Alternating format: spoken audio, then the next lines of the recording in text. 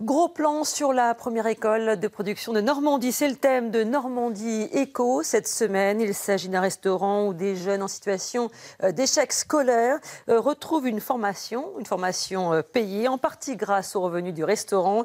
C'est une plongée directe dans le monde professionnel. Marc Moirou-Musiello, Patrice Corneli. L'association Éducation et Formation n'est pas toute jeune. Elle a vu le jour en 1972 et a toujours travaillé dans l'insertion sociale et l'économie solidaire.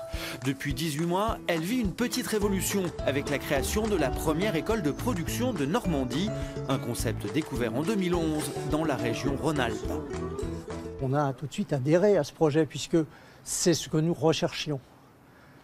Mettre les jeunes dans des situations, dans une communauté de travail, de relations, alors que ces jeunes, justement, fuient plutôt un petit peu le système classique des apprentissages scolaires. C'est aussi un principe économique, c'est-à-dire que la production doit contribuer de façon substantielle au financement de l'école. La proportion, en général, dans les écoles de production, c'est environ 1/3 du budget de l'école est apporté par la commercialisation de la production.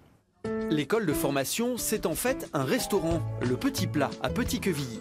Ici, 18 jeunes renouent avec une formation professionnelle et préparent un CAP agent polyvalent de restauration. Ils travaillent à tour de rôle au service et à la préparation des plats. C'est aussi une école de la vie. Quand on rentre chez nous, on est content, on a appris des nouvelles choses et tout ça. C'est pour prouver que j'ai pas fait 2 ans pour rien, quoi. Pour prouver que je sais cuisiner tout ça, quoi. J'étais déscolarisé parce que j'étais en seconde générale, j'ai redoublé et après je me suis lassé en fait et du coup je cherchais dans la restauration, dans le commerce. Le fait de travailler en même temps et des cours en fait, c'est ça que je voulais en fait principalement. Bon, c'est pas de l'alternance, 3 semaines en entreprise ou 1 semaine en cours, mais c'est quand même, je travaille quand même et je suis quand même en cours en fait.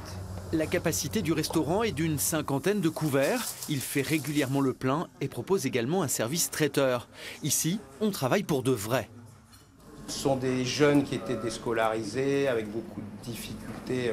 Il est évident qu'on est plus à l'écoute, on a beaucoup plus de patience.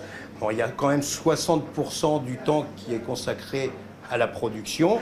Donc bon, voilà, on a une approche qui est très différente tout de même. Ouais. Ce modèle d'école de production est-il duplicable sur d'autres secteurs d'activité? Absolument, il existe de nombreux types d'écoles de production, alors dans les domaines de la mécanique, de la menuiserie, des services.